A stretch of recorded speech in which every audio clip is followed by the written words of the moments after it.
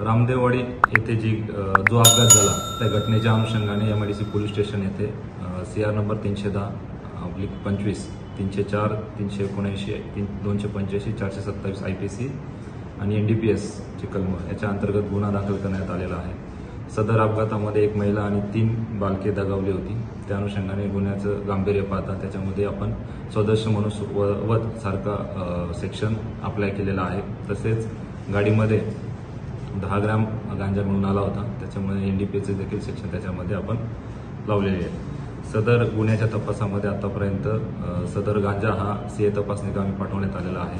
सदर गाडीचा RTO inspection देखील करण्यात आलेला आहे।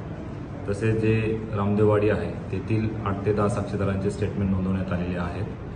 यातील जे आरोपी होते 2 आरोपी फिर्यादीमध्ये नमूद करण्यात केल्याप्रमाणे ते दोघं आरोपी घटनेच्या वेळेला जखमी असल्यामुळे ते हॉस्पिटलाइज झालेले होते।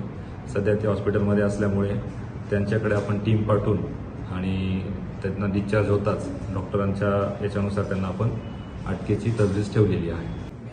पोलिसांवर कुठल्याही प्रकारचा राजकीय दबाव नाही आहे। आपण जसा अपघात घडला तात्काळ त्यांच्या म्हणण्याप्रमाणे फिर्याद नोंदवली। त्यांना ज्याप्रमाणे फिर्याद द्यायची त्यांच्या शब्दांप्रमाणे आपण फिर्याद नोंदवून 304 सारखा सदोष मनुष्यवध याच्यासारखा सेक्शन लावून गुन्हा दाखल केलेला आहे। आणि याच्यामधील जे आरोपी आहे ते हॉस्पिटलाइज असल्यामुळे आपल्याला आतापर्यंत अटक करण्यात आलेली नाही।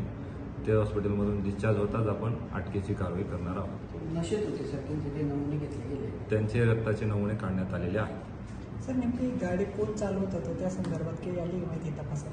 प्राथमिक तपासामध्ये ही गाडी अर्णव अभिषेक कौर हा चालवत असल्याचे आपल्या तपासात निष्पन्न होते। सदर तपास हा आता पहिले API मनोरे हे करत होते, परंतु गांभीर्य लक्षात घेता तो DYSP दर्जाचा म्हणजे माझ्याकडेच तो तपास आता वर्ग करण्यात आलेला आहे। 17 दिवसांपासून या आरोपींवर उपचार सुरू आहे असं कुटुंबियांचं म्हणणं आहे की अशी कुठली ट्रीटमेंट करतायत जगामध्ये पण ही ट्रीटमेंट केली जाऊ शकते? ते आता डॉक्टरांना विचारलं। त्यामध्ये जे मृतांचे नातेवाईक आहेत त्यांचं असं म्हणणं आहे की पोलीस राजकीय दबावाखाली काम करतायत आणि त्यामुळेच आरोपींना अजूनपर्यंत अटक झालेली नाही। नेमकी वस्तुस्थिती काय? असा कुठलाही प्रकार नाही आहे।